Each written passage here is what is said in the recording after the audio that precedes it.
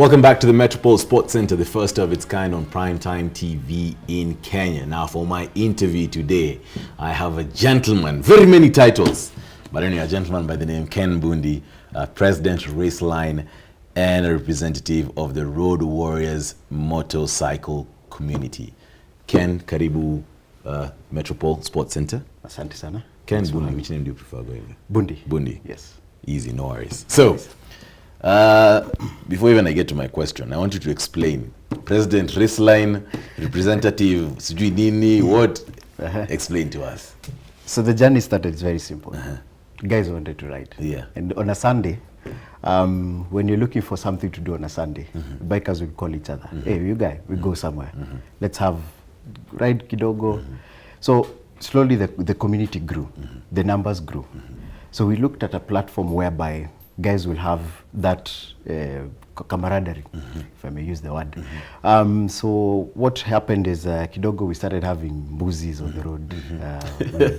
We go somewhere, we have a kambuzi, we have lunch. Yeah. You know, you have lunch together. Yes. So the community grew.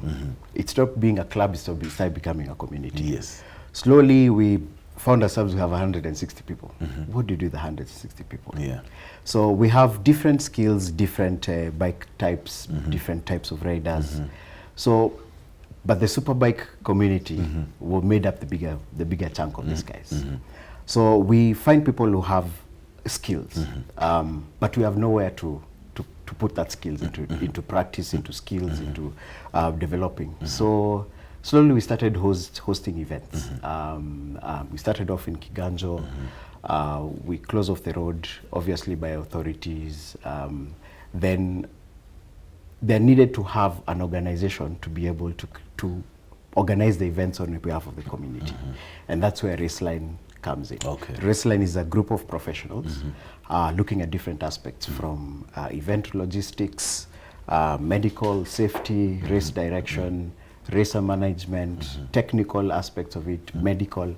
So that group of professionals is what is called Raceline, and it comes out from the main community of Road Warriors motorcycle community. Of Road Warriors motorcycle community. And it's good you say that. I don't know if these guys are part of your community, but on two occasions. I remember one occasion I was at the Shell right opposite Safaricom House on Wayaki Way, and DJ Styles and a couple of guys were riding down to Naivasha. I don't know if they're part of the group. And then on another occasion, I was coming back from Kisii, and on the road between Bomet and Maimahiu, I saw some guys coming from, you know, the new road that's going to be coming from, what's the word I'm looking, from Kisamis, Kisamis all the way to Narok, that road, and I saw some, you know, guys, some dirt bikes, and, you know, riding back to Nairobi, and in conversation with a couple of guys, I've actually had that happens a lot on Sundays. So it's interesting when you tell me that.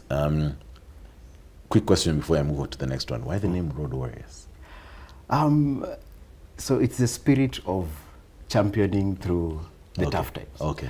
We want to change the narrative. There's the narrative out there that bikers are, you know. Yeah. There is what do you see in the perception. movies? What you see in the movies. So with this, we want to show you that even as much as we are part and parcel of the road, Yes. we're the Warriors championing a new direction, a new conversation, a new demystification. Yes. That behind that helmet, Okay. inside that bike, is a human being, a doctor, a father, a teacher, an actor, an IT guy. So this is just people who have loved something, they have a passion for it, and they do it as to the fullest extent of their life. Of their life. And I like that you put all those nice professions and not say afisi, you know, or something like that. But anyway, on boys and toys. Boys and toys, of course, what comes into play is speed. Remember, girls and toys too. True, girls and toys. I beg your pardon, sorry, I beg your pardon. Girls and toys also. So what comes into play is, of course, speed. And of course, it's not in your field, but you have a similar one for cars, the TT racing that normally happens. And I think a month ago, there was a tragic incident that happened in Arusha. What do you do from a safety standpoint? Because you want to champion, like you're saying, you want to champion the Road Warrior thing, the Road Warrior motorcycle community, but you want people's families to be comfortable with them joining that community. So when you go for your races, like you're saying, when you go ride in different skill sets and you want people to really realize those different skill sets, what do you do then to make sure that it's a safety sport for everyone? Yeah. So first of all, I'd like to pass my sincere condolences to our brothers and sisters who unfortunately lost their lives in the Arusha incident. What we take out of that is lessons. Yes. Lessons in the sense that we have to be, it's our individual responsibility to be safety, to be safe even from an individual level. But from a community level, we understand we have a multitude of people. So what do we do? Let's take, for instance, we have an event at Kiganjo, or the next event that we're having in June at the Whistling Run. So we look at a circuit. For this instance, let's take, for instance, we're going to Kiganjo. It's a closed road. It's an open road for now, but we look at the area. We look at this stretch of road. The event will take place in this certain section. We look at the trail of that section. Are spectators safe? Are the riders safe? So we have a senior rider just do a sighting lap to be able to determine, is this track safe? Is the texture of the road okay for a rider to be on? And while he's doing that, there's a team looking at the aspects of the safety of the spectators. Will we, if we put spectators at this point, are they safe enough? So we clear up the bushes. If there's any visibility issues, then after that we now go seek for approval from the authorities, from Kura, NTSA. So we get the buy-in even from the local community to be able to get this safety objective done. Also, we look at the community around them. We have boda riders who are there. They're very critical because they'll tell you this road is not okay here, this road works well here. And on the day of the events, we use them as marshals so that there's nobody getting on the track, there's no cat crossing the road while the event is happening. And so there are different aspects of safety that we look at, on track, off track, and while you're coming in and out of the event. So once you close down the road, the event has started. We also need to do crowd management. That's also a safety aspect. We also look at the rider's safety. So what does the rider's safety include? They have to wear approved, certified personal protective gear. So that means the helmet, a very certified helmet, leathers, a full leather suit, boots, and full gloves. Yes. That way it ensures he has the maximum protection. Now, to the bike. The bike goes through scrutineering twice. A few days before the race event and on the day of the event. So that to ensure that this person, as a human being, they're checked medical, they're checked the gear is fine, then whatever they're going to use to race is also of optimum condition to be on the track. So in terms of safety aspect, we look at as much as possible. We advise, we continue talking about it during the event. We talk about the safety of even when you're leaving the event. So sometimes what we've realized with the statistics that incidences happen before and after the events, given all the motorsports events that are happening because of that excitement. So we encourage people to always tone it down. When you're leaving, go safe homely, because once you left your home, your folks, your people left you to leave the house, okay?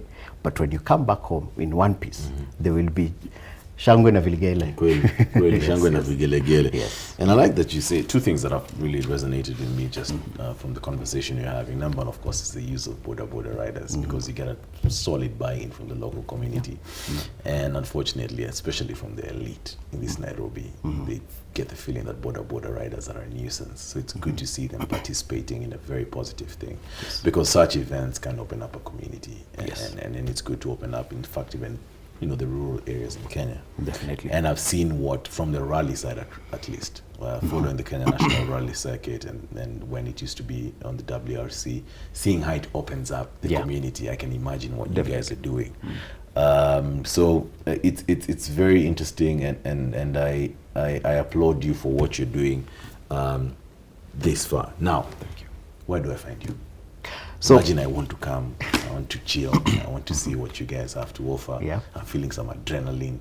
And you know, watching this thing is always about adrenaline. So where do I come find you guys? So let's start with what everybody has on their phone, the social media platforms. We're on Facebook as Road Warriors Motorcycle Community Kenya. On Instagram as Road Warriors Motorcycle Kenya. Twitter, Road Warriors Kenya. So from that platform, you'll be able to get all info on all our activities.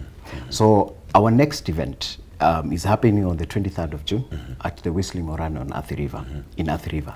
It's a go-kart track that we've been able to have the bikes come there to, you know, as a circuit now. This is now off the road, now we're into a circuit racing. So it's our second leg on our 4-part championship this year. We're calling it the Motor Champ Championship. It has 4 legs. We've done the drags race. We're now going into circuit racing. In September, we'll go back to Kiganjo for a bit of road race. Then we'll be back at Whistling Moran in November. So the next event is in Whistling Moran. Tickets and how to get the tickets will be on the posters coming soon from next week with all the media campaign that we'll be having. That's where we'll be at. So you're welcome. So even if we have separate events on a weekend, on a Sunday, that's where we're going to. We post up on social media platforms. Best be sure, Ken or Bundi, I'm going to be there soon. The mention of Mbuzi, you sold me. But anyway, thank you very much for coming to the Metropole Sports Center. I really appreciate it. And you guys are doing a fantastic job. Thank you. It takes a lot to endear the people to such things, because it's not really big in Kenya, and the affinity for bikes is not really big, so it's good to see people who are actually doing that. So thank you very much for coming to Metropole Sports Center. Thank you. You've had it from Ken Bundi, big titles, President Race Line, representative of Road Warriors Motorcycle Community, but nonetheless has given us excellent information about the motorcycle community in Kenya. We take a short break. Up next we have Sports Profile, and after that we have Money Ref with Nation Owano. Don't touch that dial.